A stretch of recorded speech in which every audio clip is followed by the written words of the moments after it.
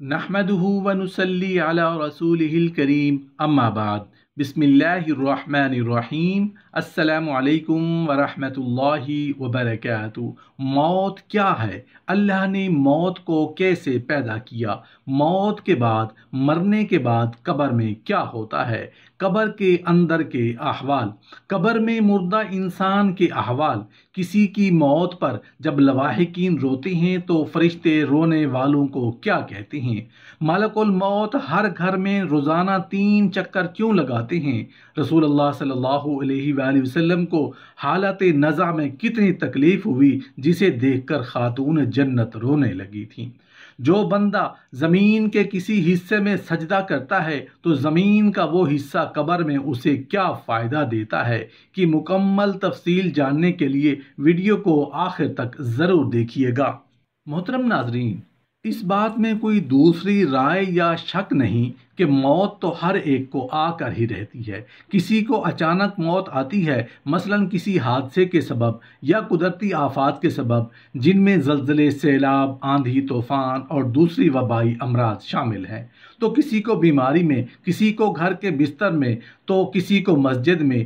موت سے انکار نہیں کیا جا سکتا۔ موت کسی کی ٹلتی نہیں۔ جب اس کا وقت آ جائے تو چاہے بادشاہ ہو یا غلام، امیر ہو چاہے فقیر، سفیر ہو چاہے مشیر، یہ کسی کو نہیں بخشتی۔ چاہے زمین کی 7 تہوں میں چھپ جائیں یا آسمان کی وسعتوں میں محفوظ ہو جائیں، لیکن موت ہے کہ جب اس کا وقت آ جائے تو آ کر ہی رہتی ہے۔ محترم ناظرین، موت کے بعد سے قیامت تک ہونے تک ہر شخص پر جو زمانہ گزرتا ہے اس کو برزخ کہا جاتا ہے۔ برزخ کے لغوی معنی ہیں پردہ اور آڑ کے ہیں، کیونکہ یہ زمانہ دنیا اور آخرت کے درمیان ایک آڑ یا پردہ ہوتا ہے، اس لیے اسے برزخ کہا جاتا ہے۔ آخرت کے وقت سب سے پہلے آپ کو ملک الموت سے ملنا ہے۔ ملک الموت کا معنی ہے موت کا فرشتہ۔ ان کا نام حضرت اسرائیل علیہ السلام ہے۔ موت بھی اللہ کی ایک مخلوق ہے۔ اللہ تعالی نے جب موت کو پیدا کیا اس کے سامنے 10 لاکھ پردے ڈال دیے، اور ہر پردے کا طول و عرض زمین و آسمان سے کہیں بڑا ہے۔ موت کی جسامت کا حال اس سے معلوم ہوتا ہے کہ اگر تمام دنیا کے دریاؤں اور نہروں کا پانی اس کے سر پر ڈالا جائے تو ایک قطرہ پانی زمین پر نہ گرے، اور ساری کائنات اس کے سامنے رکھی گئی جسے کسی کے سامنے قدموں میں کوئی چھوٹی سی تھالی رکھی گئی ہو۔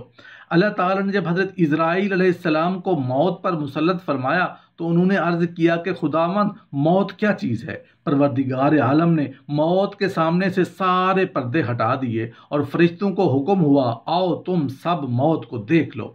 جب فرشتوں نے موت کو دیکھا تو بے ہوش ہو کر گر پڑے۔ جب ہوش آیا تو پوچھا، الہی، کیا موت سے بھی کوئی بڑی چیز دنیا میں موجود ہے؟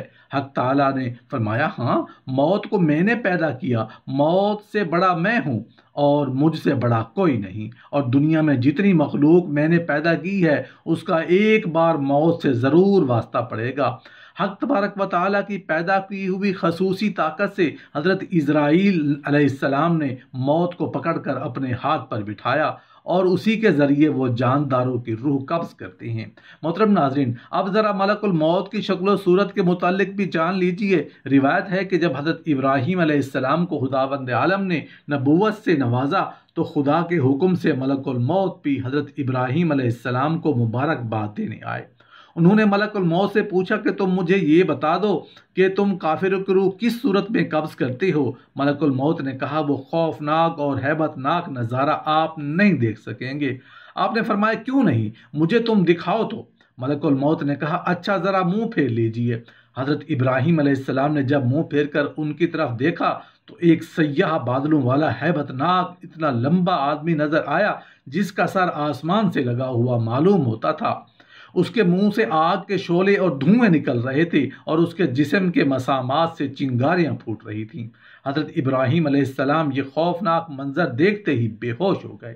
تھوڑی دیر بعد جب آپ کو ہوش آیا تو دیکھا کہ ملک الموت اپنی پہلی صورت میں بیٹھے تھے۔ آپ نے فرمایا کہ اگر کافر کو اور سختی پیش نہ آئے تو یہ تمہاری ہیبت اور خوفناک صورت ہی اس کے لیے بڑا عذاب ہے، اور یہ اس کو کافی ہے۔ اس کے بعد حضرت ابراہیم علیہ السلام نے فرمایا، اب مومن کی روح کا نظارہ دکھا۔ मलकुल मौत के कहने पर आपने मुंह फेर कर देखा तो सामने नहायत हसीन और खूबसूरत और खुश वज़ा और बेहतरीन मलबूस में खुशबूदार नौजवान बैठा था। आपने फरमाया कि अगर मोमिन को करामत और बुजुर्गी हासिल ना भी हो तो तुम्हारी हसीन और जमील दिल पजीर जान फिजा सूरत ही काफ़ी है कि ये देखते ही रूह उस पर फिदा हो जाए। हज़रत इब्राहीम अलैहिस्सलाम ने दरियाफ्त फरमाया कि अगर एक आदमी मशरिक में हो और दूसरा मगरिब में हो और ये आलम बहुत वसी और कुशादा है, कहीं वबा फैल रही हो, कहीं जंग हो रही हो, ऐसी सूरत में तुम रूह के कब्ज़ करने के फ़राइज़ कैसे अंजाम देते हो? मलकुल मौत ने जवाब दिया कि मैं अल्लाह के हुक्म से अरवाह को बुलाता हूँ और वह मेरी दो उंगलियों के दरमियान आकर जमा हो जाती हैं और मेरे रूबरू तमाम ज़मीन इस तरह सिमट कर आती है जिस तरह किसी आदमी के सामने तश्त रख दी जाए और वो जो चीज़ चाहे उठा ले और जिसे चाहे छोड़ दे। मुझे रूह कब्ज़ करने में कोई दुश्वारी नहीं। रिवायत है बाज़ अंबिया ने मौत को कहा कि लोगों को तो अपनी आमद की इत्तला पहले से क्यों नहीं देती हो? उसने जवाब दिया मेरी आमद से पहले मेरे कासिद मेरा पैगाम पहुंचा देते हैं। हादसात, इनकलाब, बुढ़ापा, बालों की सफ़ेदी, बीमारी, बसारत की कमज़ोरी वगैरह मेरे कासिद ही तो हैं, मगर लोगों को फिर भी होश नहीं आता और वो गफलत के पर्दे में रहते हैं।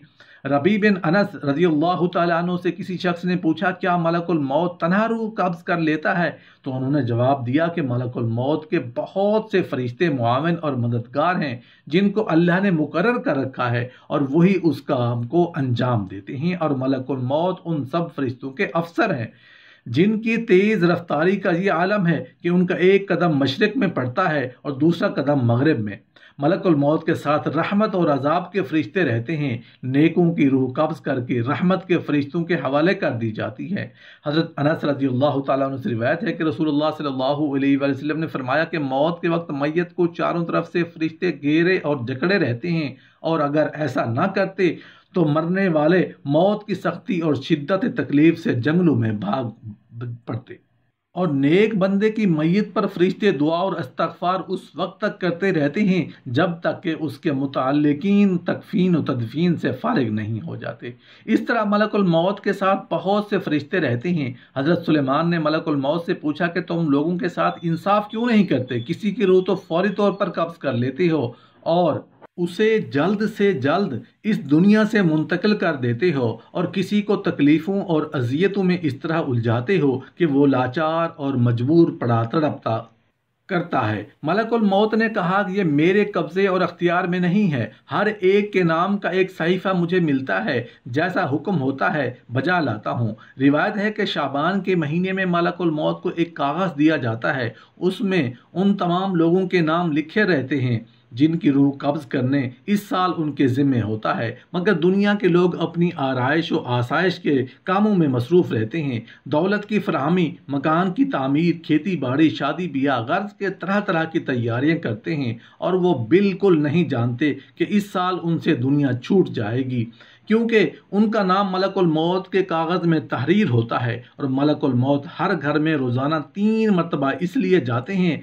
कि जिसकी मुद्दत पूरी हो चुकी होती है उसकी रूह कब्ज़ कर ली जाए।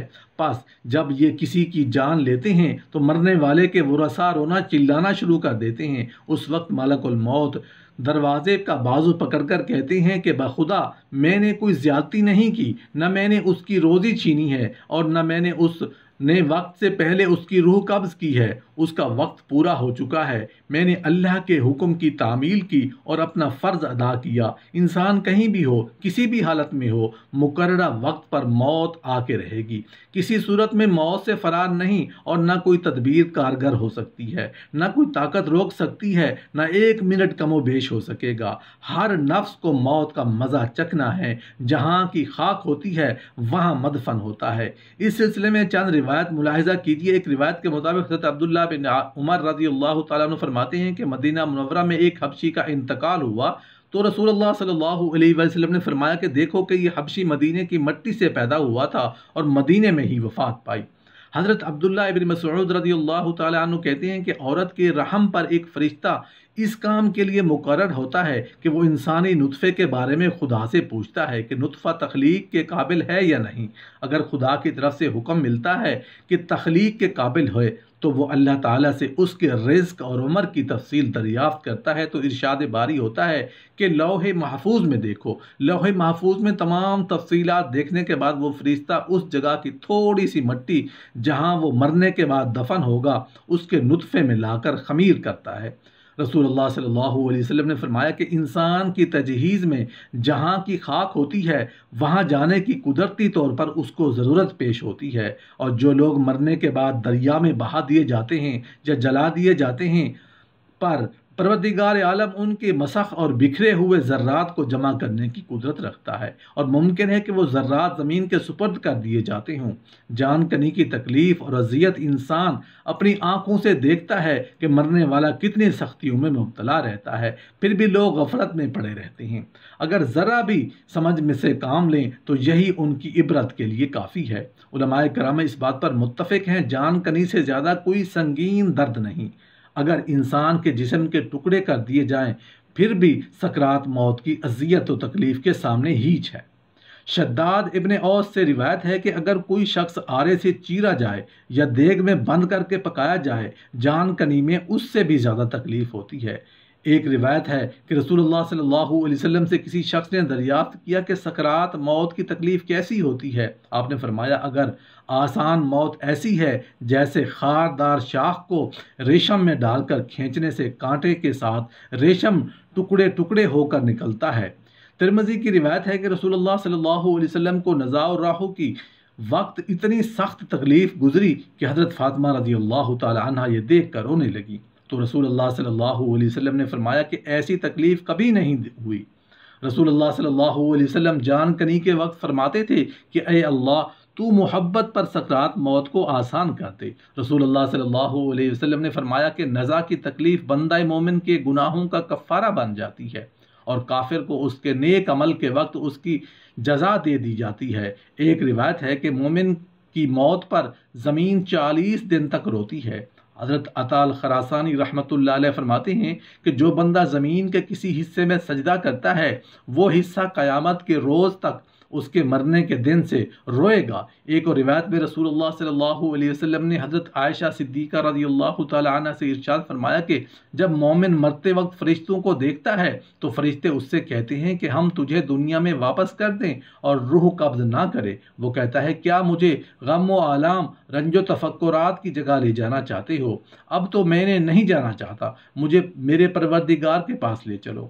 حضرت انس رضی اللہ تعالیٰ عنہ سے روایت ہے کہ رسول اللہ صلی اللہ علیہ وسلم نے فرمایا کہ انسان کے 2 دروازے ہیں، ایک دروازے سے اس کا عمل چڑھتا ہے اور دوسرے دروازے سے اس کا رزق اترتا ہے۔ جب مومن مر جاتا ہے تو دروازے اس کی موت پر روتے ہیں۔ حضرت ابن عمر رضی اللہ تعالیٰ عنہ فرماتے ہیں کہ رسول اللہ صلی اللہ علیہ وسلم نے ارشاد فرمایا کہ جب بھی مومن مر جاتا ہے تو قبرستان اپنے آپ کو سجا لیتا ہے اور قبرستان کا ہر حصہ یہ تمنا کرتا ہے کہ یہ بندہ میرے اندر دفن ہو۔ ایک روایت ہے کہ کافر کی موت کے وقت سیاہ چہروں والے فرشتے آسمان سے آ کر اس کے ارد گرد بیٹھ جاتے ہیں اور اس کو تحد نظر دکھائی دیتے ہیں، جس کے بعد ملک الموت میت کے سرہانے بیٹھ کر کہتے ہیں اے خبیث روح، اللہ کی ناراضگی اور غضب کی طرف نکل کے چل۔ یہ سنتے ہی روح خوف و ہراس سے اس سارے بدن میں دوڑنے لگتی ہے، مگر طرح طرح کی سختی سے اس کی روح جسم سے نکال لی جاتی ہے اور وہ فرشتے اس کی روح کو ٹاٹ میں لپیٹ لیتے ہیں۔ اس وقت اس روح میں سڑے ہوئے جانور کی بدبو پھیلنے لگتی ہے۔ فرشتے اس کو لے کر آسمان کی طرف پرواز کرتے ہیں اور وہ دروازہ کھلوانا چاہتے ہیں مگر آسمان کا دروازہ نہیں کھلتا۔ حکم ہوتا ہے کہ اس کی نام سجین میں لکھ دو اور اس کے بعد یہ روح زمین پر بھیج دی جاتی ہے اور جسم میں داخل کر کے فرشتہ سوال کرتے ہیں کہ تیرا رب کون ہے؟ وہ جواب دیتا ہے مجھے معلوم نہیں۔ پھر پوچھتے ہیں تیرا دین کیا ہے؟ وہ لا علمی ظاہر کرتا ہے۔ پھر رسول اللہ صلی اللہ علیہ وسلم کے متعلق سوال کرتے ہیں، وہ یہی جواب دیتا ہے کہ مجھے معلوم نہیں۔ اس وقت خدا کی طرف سے ندا آتی ہے کہ میرے بندے نے جو کچھ کہا بالکل جھوٹ کہا، اس کے نیچے آگ کا بستر بچھا دو اور دوزخ کا ایک دروازہ کھول دو۔ دروازہ کھلتے ہی دوزخ کی گرمی اور آگ کے شعلے لپکنا شروع ہو جاتے ہیں۔ پھر اس کو قبر اتنے زور سے دبوچتی ہے کہ ادھر کی پسلیاں ادھر اور ادھر کی پسلیاں ادھر ہو جاتی ہیں۔ پھر اس کے اعمال ایسی بد شکل صورت میں آتے ہیں کہ اس کے جسم سے بدبو آتی ہے اور اس کو عذاب اور مصیبت کی خبر سناتے ہیں۔ محترم ناظرین، روح قبض ہونے سے پہلے میت کے سامنے اس کے اچھے اور برے اعمال پیش کیے جاتے ہیں۔ نیک عمل کو دیکھ کر اس کو خوشی اور مسرت ہوتی ہے اور برے اعمال کو دیکھ کر سخت رنج و الم میں مبتلا ہو جاتا ہے۔ حدیث شریف کا مفہوم ہے کہ انسان کی موت کے وقت شیطان سرہانے آ کر بیٹھ جاتا ہے اور مرنے والے سے کہتا ہے، اگر تو اس سختی اور اذیت سے نجات چاہتا ہے تو ایک مرتبہ زبان سے کہہ دے کہ معاذ اللہ، خدا ایک نہیں دو ہے۔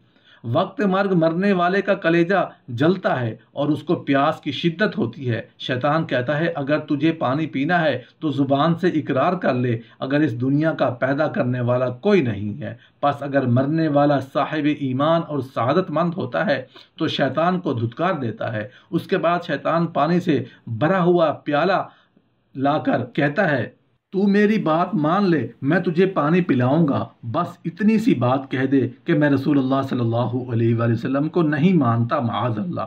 یہ اتنا سخت امتحان کا وقت ہوتا ہے کہ اگر مرنے والے با ایمان ہے تو شیطان کا کہا نہیں مانتا، اور اگر یہ وہ ارباب شقاوت اور بدبختوں میں سے ہے تو شیطان کے ہاتھ سے پانی کا پیالہ لے کر جہنم کا مستحق بن جاتا ہے۔ یا اللہ پاک، ہمارے پیارے نبی حضرت محمد صلی اللہ علیہ وسلم نے جن چیزوں کی تمنا کی وہ چیزیں ہمیں بن مانگے عطا فرما دے، اور جن چیزوں سے ہمارے پیارے نبی حضرت محمد صلی اللہ علیہ وسلم نے پناہ مانگی ہمیں ان سے پناہ عطا فرما۔